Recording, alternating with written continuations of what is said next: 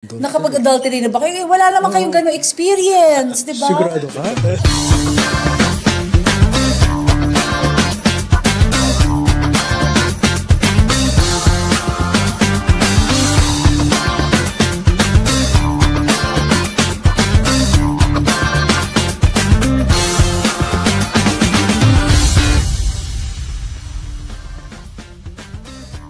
Hello! Kamusta po? Kamusta po bawat isa? Praise God! Nandito tayo ulit sa ating Payong Kapatid. Ayan. Kaya naman, kung di pa kayo nakapag-subscribe, kahit anong platform po yan, mapa YouTube, Facebook, or Spotify, or whatever it is. Kung di pa po kayo nakapag-subscribe, we encourage you to subscribe. At siyempre, i-click nyo din po yung notification button para po na update po kayo sa mga bago nating mga usapin at mga episodes. Ayan. Sige. Ayun po. Mga kuya, kamusta naman po ang buhay-buhay? Ay, mukhang masaya ka. Oo, kasi syempre tayong kapatid, di ba? Opo. Syempre mga kuya, alam mo, kahit na inaantabayanan ko yung mga episodes natin kasi marami ako natutunan kahit inire-replay ko, paulit-ulit habang naglalaba, naghuhugas ng pinggan, nire-replay lang. Nire-replay. Pero mga kuya, syempre tinitingnan din natin yung comment sections. Opo. So, syempre kuya, meron din akong nakita na, syempre, palaisipan din, pero magandang tanong ko na rin sa inyo. Kasi parang may na-encounter po ako na, well, ang tanong is parang how can, kayo po, Kuya Erwin, Kuya Bong, parang how can you advise about adultery? Nakapag-adultery na ba kayo? Wala naman kayong gano'ng experience, di ba? Sigurado ka?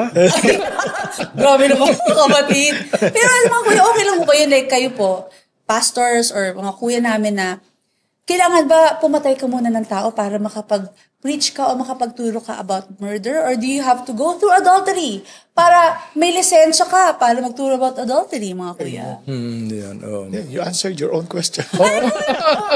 I answered it. Unknowingly? Kasi tingnan mo, si Paul, for example, Paul, as to the law, I am blameless. But he was talking about immorality. He was talking about yung buong tungkol sa pagiging husband, pagiging wife, di ba? He was giving instruction. Obviously, hindi naman niya necessarily pinagdaanan yun. Kaya nga tanong, binata ba siya o may asawa? Di ba? So, yung mga ganung katanungan So, maging ang Panginoong Jesucristo, when He was teaching issues about the Scripture, hindi naman niya kailangan pagdaanan yung issue ng di ba, immorality para maituro mo yung yung biblical yung kumbaga biblical principles on those issues. So importante yun na sa Bible ang ating issue ano yung sinasabi ng Panginoon from the Scripture sa bagay na ito. And again, we don't claim expertise sa issue kasi kaya nga Payong Kapatid Parang usapang magkakapatid and based on the Scripture, this is how we understand it as your elder brother. Ayun. Older ones, di ba? If you don't agree, wala namang problema kasi it doesn't, parang hindi siya yung parang, kailangan mag-agree ka sa akin. Hindi. Kasi unfair din naman dahil this is just one of the possible factors that you may consider in your decision making. Di ba? Yes, amen. Kumbaga si Lord lang ang truth na hindi mo pwedeng baguhin. Ultimate yan. Pero opinion, at even sometimes the way dun sa mga non-essentials, the way we understand things sa Scripture, we may differ. Sa mga non-essentials. But for the fundamentals, obviously, mo pwedeng galawin yan. Kasi, for example, the gospel, hindi mo pwedeng galawin yan kasi it is just being passed over. Diba? Pinapasa lang yan. Parang hindi mo pwedeng baguhin ka. Sabi ni Paul sa Galatians 1:8, even if we, diba, kasama yung sarili niya, or an angel from heaven, preach a gospel contrary to what you already heard. Di ba? Lupit nun. Let that person be accursed. Lupit mo. Bigat nun. Kaya, pinapasa lang yun. Hindi mo pwedeng baguhin yun. Opo. So, dito po ba sa Payong Kapatid, yung sinasabi natin, yung mga naipasa na rin from... For example, sa adultery issue, hindi mo kailangan ba mag-adultery ako para lang masabi ko sa inyo mag-adultery. Yes, of course, maintindihan ko yun. Maganda naman yung sinasabi mo na minsan maganda yung may na-experience ka. Kaso, hindi naman requirement. Ayun. So, maganda rin yun. May experience ka. At least, meron kang parang first-hand na karanasan. Now, maaari ka naman mag-imbita kung kinakailangan. Yun ay, siyempre may added cost yun. Di ba? Tayo naman, we're doing this voluntarily. Hindi naman to parang, hindi siya parang pinroduce for the sake of, kumbaga, para pagkakitaan. Di ba? Hindi naman tayo ganun. So, we're just trying our best to use whatever resources we have para makatulong tayo sa kapwa natin. Actually, mga kuya, naisip ko, kasi minsan may nakausap ko, I went to a wake. And then, tinanong ko, Tos, ano bang ginagawa mo ngayon? Kasi I was with public service before. And sabi ko, I'm doing a podcast with Payong Kapatid, ganyan. Tapos sabi niya, so, parang you're giving back. So, naisip ko, oo nga, no? It's like giving back to the community. Tama po ba? Oo, tama yan. Opo, no? So, You're helping the people. Opo, by God's grace. So, mga kuya, Kasi, siyempre, umaasa tayo na yung mga kahit kaunting payo man lang na maipagkaloob natin, makatulong. Praise God. Praise Ngayon, God. hindi naman siya katulad ng gospel truth na kailangan mo to sundin or else you'll die. Yung mga ganon. Wala ito naman pong ganon. Payong Kapatid, Oo, hindi kasi ganon. in any, kung maghihingi ka ng advice, di ba parang may yung isang opinion, second opinion, third. Kung sa doktor nga, ginagawa mo yun eh. Kasi you want to be sure. I-weigh mo yun. Kasi at the end of the day, ikaw pa rin yung responsible to make the decision. Right. Di ba? Hindi naman, hindi mo pwede isisi yan. Ay, kasi yun ang pinayo niya eh. Hindi. Ano yan? Isa lang sa mga factors ay consider mo. Hindi naman yan parang yan na yun. Diba? Ultimately, it's your choice. Yes. So, mga kuya, okay po bang simulan na natin ng questions from NGL? Oh, sige, go ahead. Opo, ito po mga kapatid, yung NGL, yung mga questions na hindi mo namin alam kung sino nagpadala. Pero dahil kayo po ay very special sa amin, ang mga kuya ay sasagutin ang inyong mga katanungan. So, ready na po ba mga kuya? Yes. Dito naman. Grabe naman. Handa-handa na si Kuya Erwin. Ayan, handa-handa. So, medyo patungkol po siya sa relationships. Medyo ganun po ang mga tema. Okay. So, umpisahan na natin sa first question.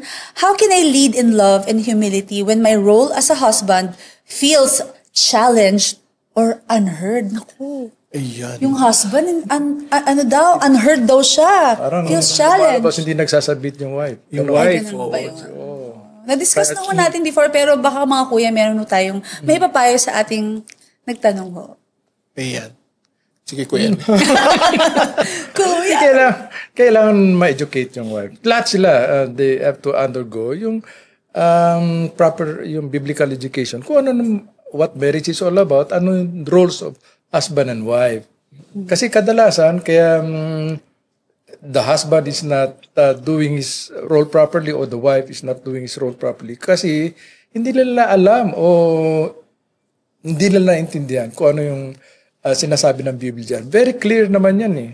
The wife should submit to her husband. In everything, the man should love the wife as Christ loved the church. So kung yun lang, mga simpleng payo lang ay doon pa lang, hindi na nasusunod, magkakaroon ng challenge lang. Hindi lang naman challenge sa lalaki, kundi pati sa babae. Kasi ano siya eh, basically, sa tingin ko, I'm not making any judgment, but in most cases, troubled yung babae. Yan, Troubled po yung babae? Maraming iniisip. Pero kaya hindi nagsasubmit, ganun po? Submission kasi is look upon as a negative word. Hindi naman eh. Submission is a beautiful word.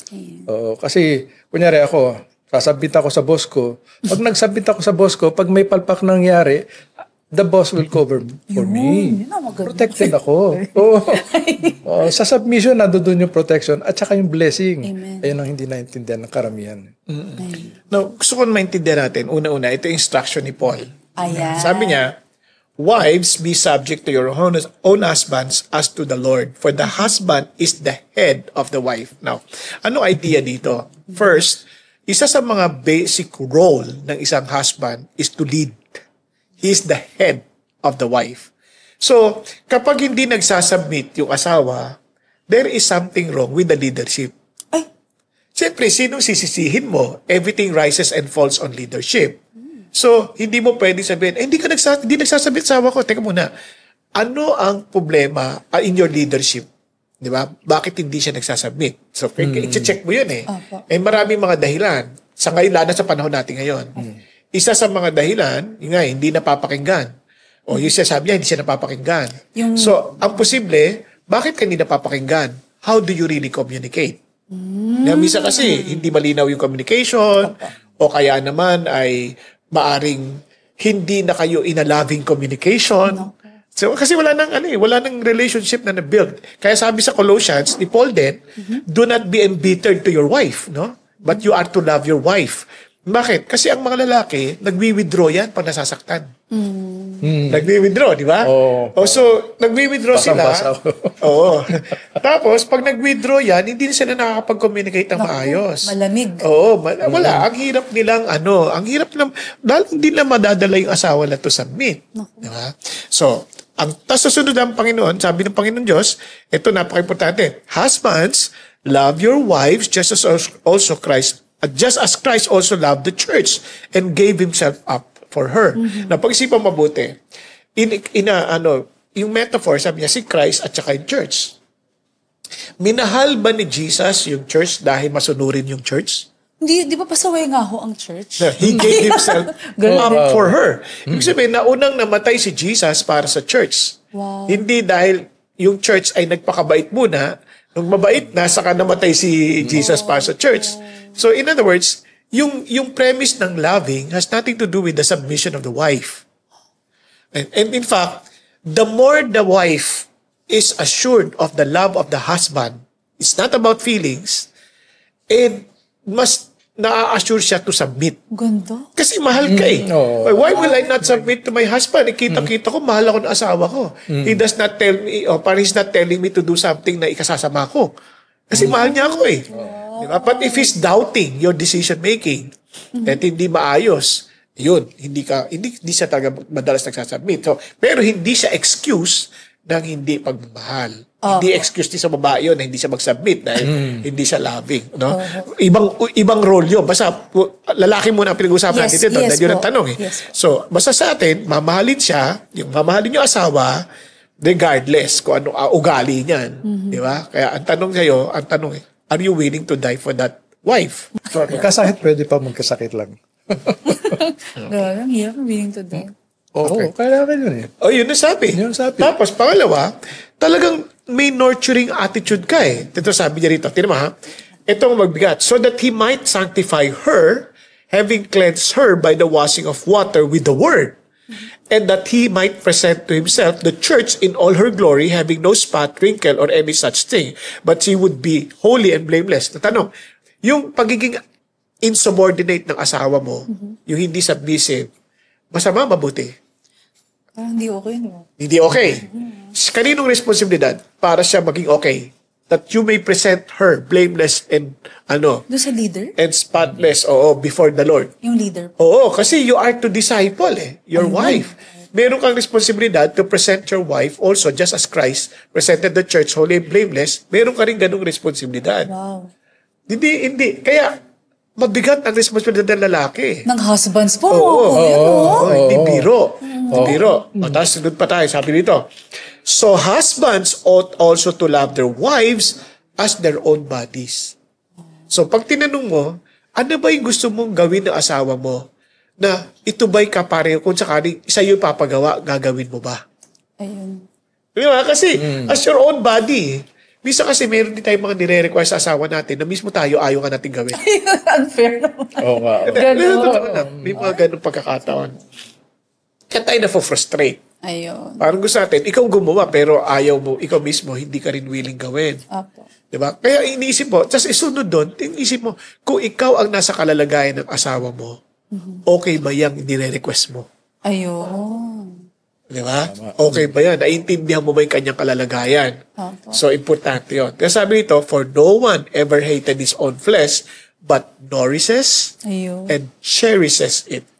Ano yung minsan, yung mga babae, titingnan mo rin kung ano yung language sa kanilang pagmamahal. Sabi nga ni Gary Chapman, di ba? Minsan kasi, hindi natin communicate na mahal natin yung asawa natin. Kaya, ang reaction nila, isaktan ka. Kasi it's a natural instinct ng tao yan eh. Nag nasaktan ka, saktan mo rin siya. Hindi naman yun ang sinasabi ng Diyos sa atin. Kasi iba na tayo, Christian na nga tayo, iba na yung being natin. Yes. Pero ganun pa man, nagmumulto pa rin yan eh. So, ang tanong lang, na-assure ba yung babae na mahal sila? So, iba-ibang paraan. Time. Are you giving her enough time? Yes. Baka yun ang hinahanap niya. Affection, baka yun ang hinahanap niya. Affirmation, baka yun ang hinahanap niya. Yan. O kaya naman ay gift. Yan. Kasi Budget. iba-iba, iba-iba yung O kaya naiinis sila kasi lahat ng desisyon mo mali-mali. Yun. Di ba? So, kaya minsan, ayaw na makinig. Kaya kailangan, kung gusto mo mapakinggan ka, matuto ka rin munang makinig. Grabe. Kaya listen to understand than parang forcing them to understand you. Yung ganun po pala sa mga husbands. Kaya mga wives, favorite natin tong episode na to, mga wives. Thank you mga kuya. Sobrang ganda naman, very extensive. Ako lately may pinangaralan ko yung mga kakasal sa mass wedding. Sa mass wedding natin. Instead to yung usual binibigay ko mga exhortation during the wedding itself, binigyan ko lang sila ng 3-pointers. Sabi, yung essentials ng marriage lang. Number 1, commitment. Tandaan nyo, CCF, commitment. Wow. Pag kinasal kayo, sarado nyo na yung pintuan para sa mga ibang relasyon. Kung wife nyo, number 1 yan. Next to God. And then, communication. Dapat right communication. Communication with love and respect parati. Kasi kung yung sinabi mo, walang love and respect, communication ka, nagbubulyawan kayo. Communicate, pero hindi maganda. It should always be with love. Pangatlo, forgiveness. Yun ang Dapat, kasi, Imperfect you will not, it's hard to avoid na masaktan mo yung mga kasama mo. Kailangan, mga kasama mo would have to learn how to forgive. Constant forgiveness yan. So, ibig sabihin mga kuya, pag walang forgiveness sa isang marriage, the marriage will never work. Of course, kasi nagkakamali tayo lahat eh. At saka isipin mo, di ka ba nagkakamali as a person? Ayun nga, dami nga eh. Natutuwa ako sa dati ang asawa ko pa. Kasi ang laki ng patawad niya. Pinatawad niya sa akin. Laki, alam mo naman, kung malaman mo lang yung mga kasalanan ko, napatawad niya. Amen. Masaya siya. Masaya din siya. Hindi totoo yun eh. Kasi ang sa forgiveness, ang nabubunutan ng tinik, yung the one forgiving. Yes. Ay, ganun Ikaw ang pinalalaya. Ikaw kasi hindi ka makatulog kung may unforgiveness ka sa buhay. Hindi ka pa makakain, may tagyawat pa sa ilong. Naku, Ay, kanta tayo. Ay, mga kuya, salamat. Pero ako sa next question na po kasi maraming nakaabang eh. Okay. So ito po, yung next question. I'm in a relationship with a man who used to be married. He's divorced for like decades already. His ex has already family, remarried, and has kids. Dapat po ba ituloy ko ito? Ano ba yun? Nagli-live-in ba sila? Hindi po sinabi, pero in a relationship po daw siya with a man who used to be married. So, used to be. So, his divorce for like decades. So, matagal na atang divorce? Itong lalaki, in short, itong lalaki, divorce siya. O annulled, divorsyado. Tapos yung asawa nitong lalaki, nag-remarry na ho. Nag-remarry na. May kids na rin. Wala nang magagawa. Tapos girlfriend niya itong lalaki. Is it okay to be engaged? To marry. To marry. This divorced guy. Oo. Sa akin, Christian na ba siya? Hindi rin po Christian na yung sinabi. lalaki. Kasi ganito yun, hindi, madaling sabihin, okay, papakasalan ko na, wala yan naman na siya. Divorced naman na siya. At siya may anak na ho sila. May pamilya na. May anak na sila. Ay, sorry. May anak na pala yung dating... Oo. Yung asawa ng lalaki. Linawin natin, Kasi, Sorry. kung ang sitwasyon ay ganito, halimbawa, etong babae, dalaga. Opo. Nakarelasyon niya, may asawa. May asawa. Ngayon, pero ito, may asawa na rin yung dating asawa. Kung ba nahiwalay na siya doon. Hiwalay na. Hindi natin alam kung annulled or Divorce na sila. divorce. Divorce na po sila. Obviously, ewan ko kung divorce yan, kung ibang bansa yan, may divorce law, ay wala pa kasi. So, kung divorce in terms of divorce law, ito siya ngayon, mag-aasawa kami ngayon. Itutuloy ko ba yung relationship namin? Yes. Okay. Ngayon, ang tanong ulit, paano ba kayo nagpapasailalim sa kapangyarihan ng Panginoon si Kristo? Kasi baka inaayos nyo lang yung inyong legal na kalalagayan, pero hindi nyo iniisip yung inyong moral obligation sa isa't isa. Kung kareho kayong Christian, siyempre, ang una nyo tatanungin, hindi lamang basta, magsama na tayo, total, hindi ka na makakabalik sa iba. Hindi yun eh. Ang tanong muna tatanungin, ito ba yung gusto ng Diyos para sa ating dalawa? Oh. Pareho ba tayo ng patunguhan? Mm. Pareho ba tayo kasi ang buhay natin, tatandaan na we no longer live for ourselves but for Jesus Christ. Ngayon, most of the time, dahil ko pinuulit ito, sa buhay mag-asawa, hindi na kayo nagsasama for the sake of being together. Nagsasama kayo kasi you're accomplishing something together. Di ba? Kaya nga, two heads are better than one for they have a better return for their labors. Yes. So, importante yung meron kayong parehong pinupunta. Kaya sabi Antoine de Saint-Exupéry, di ba? Love is not gazing at each other but looking towards the same direction. Apo. So, importante yun eh. So, ngayon, hindi kaya issue doon, hindi ka lang basta magsasama. Ayun. No? Ang dali lang isabihin, sige, pwede na kayo. Kasi divorce naman hindi na yung ka lang lalaki. kasi. Walang problema. Hindi naman yun ang issue eh. Pero kung may anak na kayo at ito, Wala pa silang iba anak. assumption na naman Wala pa to. silang anak. Magsasama na talaga kayo. Kasi you have to use to have a relationship eh. Kung assumption yun, nagsasama na kayo at may anak na kayo, ibig sabihin, for the longest time, para na rin kayong pamilya. Wala lang kayong legal, kumbaga, status mo. Oo, status, oo. Yun lang ang wala kayo. So, by principle, obviously, katulad sabi ko, Erwin, ano na yan, scrambled egg, hindi na kayo makakabalik. Ayusin nyo na yung relationship nyo ngayon before the Lord. Ayun. Kailangan itandaan nyo yung relationship nyo, number one, pag nagpakasal kayo, it's a commitment to the Lord. Yun, Yes. number one. Pangalawa, pag magkaasawa kayo, you are not just marrying an individual. You are marrying into the family. Yes, opo. Dapat yung anak ng lalaki, gusto ba nila yung girlfriend ng tatay niya? So, sakto po kasi may isa rin pong question na parang ganun din po eh. Medyo natakal niyo pong konti, pero banggitin ko na rin po para malaman ng ating nagtatanong napansin naman natin yung kanyang question. So, sabi po dito is it a sin to marry a divorced woman? And if so, then how do I get right with God if the bad decisions I've made and we've had a child together? Thanks and God so, bless. ibig Parang sinasabi ganun niya, din eh. Opo. Kasi mag-asawa na kayo eh. Mag-asawa na kayo eh. May na anak sila na eh. Oo, parang paano mo itutuwid dyan. Oo. Ayun. Una, yun nga. Pakasalan niya. Hindi. Kung yung Kung may anak divorce sila na babae, Divorce po yung woman. makakabalik pa doon sa dati niyang asawa. Paano po yun? That's what I'm saying. Kasi titingnan mo rin yung angulo na yun eh. Kaya nga, hindi ganun kadali magpayo ng mga ganyan kasi iniimbestigahan mo yung mga cases. Ngayon, kung yan ay halimbawa, makakabalik pa siya sa dati asawa at mapapatawad naman siya, di ba? Bumalik siya. Ngayon, yun ang gusto mo ituwid eh. May anak ba siya doon sa lalaki? Meron po eh. It's complicated. Yun ang tawag sa mga abogado. Siguro iniisip nila yung bata. Wala. Yes.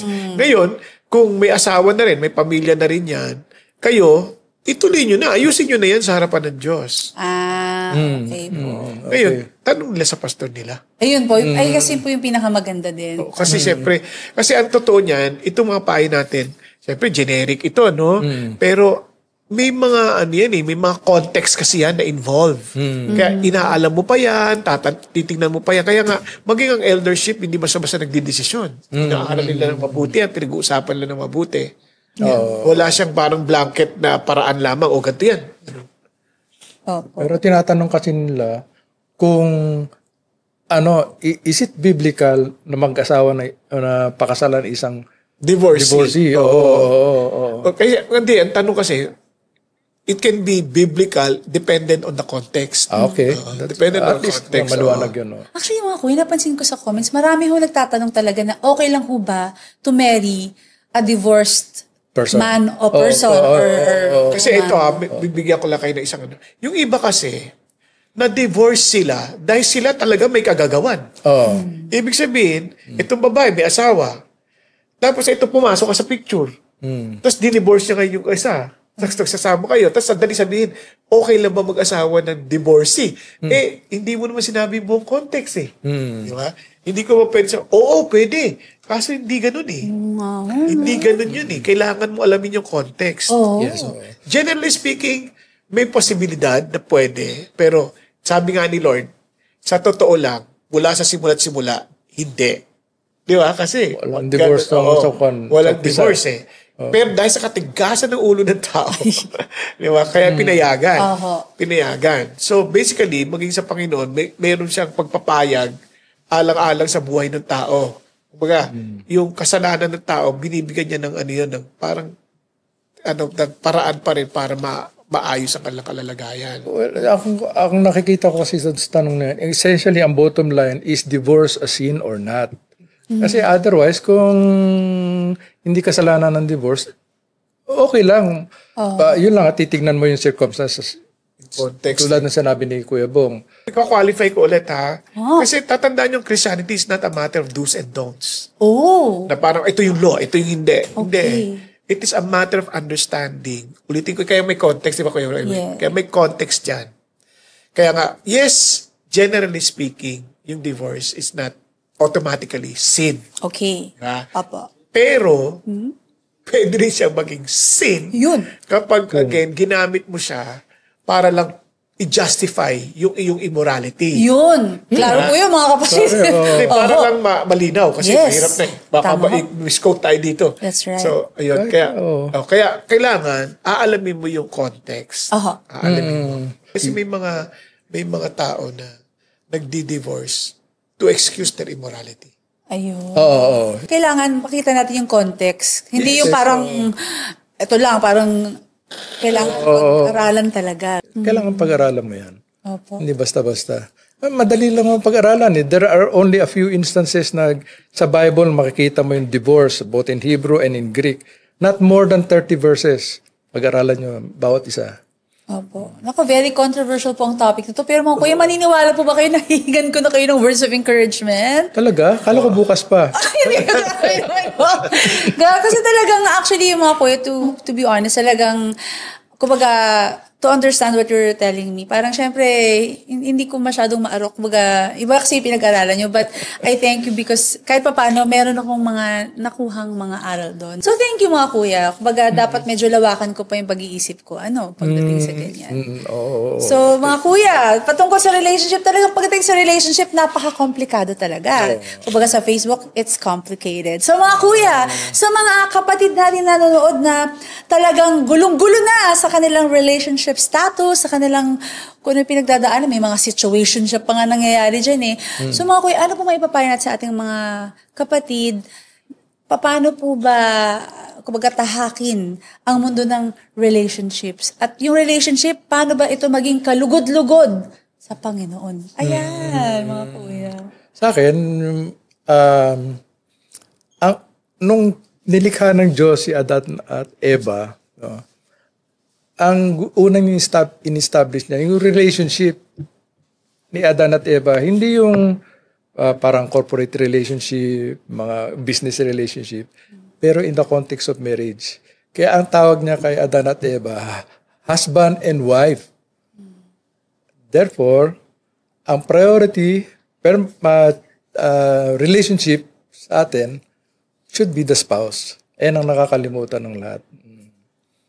Spouse. Ako, nung natutunan ko yan, may panahon pa naman para pagsisihan ko yung mga pinagagawa ko. So, binigyan ko priority sa spouse. Mas masaya ang buhay pag ganun. So, yun lang masasabi ko. Before anything else, give priority to relationships. Kasi the greatest commandment ng Diyos, love God, love others, relationship yan eh. Hindi naman, it's not about other things. Relationship. So, priority pa rin. Relationship. Thank you, Kuya Erwin. Kuya ba?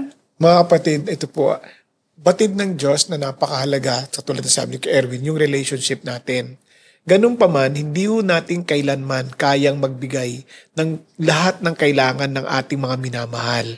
Kasi, lahat tayo, we're demanding an eternal love. Because we are created in the image of an eternal God. Kaya only God can supply that. Kaya unless na maayos yung relationship natin sa Diyos at makita natin yung talagang fullness ng love ng Diyos sa buhay natin, wala tayong maipabahagi sa iba kasi tayo ay empty rin.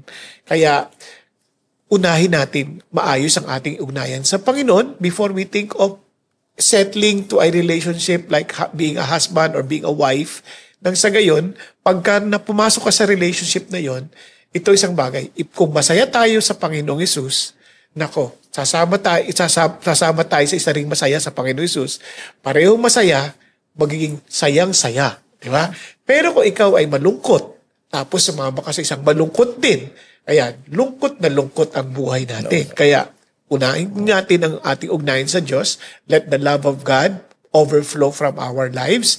At nang sa ganun, atin itong ibahagi sa iba ng lahat tayo ay talagang nag-uumapaw sa pagmamahal at nag-uumapaw sa pag-unawa sa isa't isa. Amen. Amen. Thank you mga kuya. Sobrang very current ang pinag-uusapan natin ngayon. So mga kapatid, syempre, hinga na natin ang tagline. Ayan. Kaya naman po, ano man pinagdadaanan natin sa ating mga relationship, no? Kasi iba-ibang ating mga panahon. Kahit na umulan, Umaraw, Bumagyo! kung kailangan po ninyo ng payong, andito lang po ang Payong Kapatid. Masaya po kami na nakakasama namin kayo every Tuesdays and every Saturdays. And syempre mga kapatid, ang tanong ko po naka-follow na po ba kayo sa ating mga social media pages? Meron po tayo sa Facebook, Payong Kapatid Official Page. At syempre meron din po tayo sa YouTube at Payong Kapatid PH. At mga kapatid, sa mga mahilig mag-Spotify, meron po tayong Payong Kapatid Podcast. Naka-follow na po ba kayo? Please follow. And mga kapatid, bagong-bago, meron po tayong bagong social media page, which is NGL. Ano po yung NGL? Ito po ay pwede po kayong magtanong at anonymous. Hindi po namin malalaman kung sino po ang nagtatanong, pero mga kapatid, ito po ay bagong-bago para ma-welcome po natin, marinig po natin inyong mga questions kung medyo mahiyain tayo. No problem! Sa mga kapatid, nais po namin kayo makasama at syempre ating mga kuya, masayang sinasagot ang inyong mga questions at syempre magbigay ng payo sa inyong mga kapatid. God bless po and see you soon!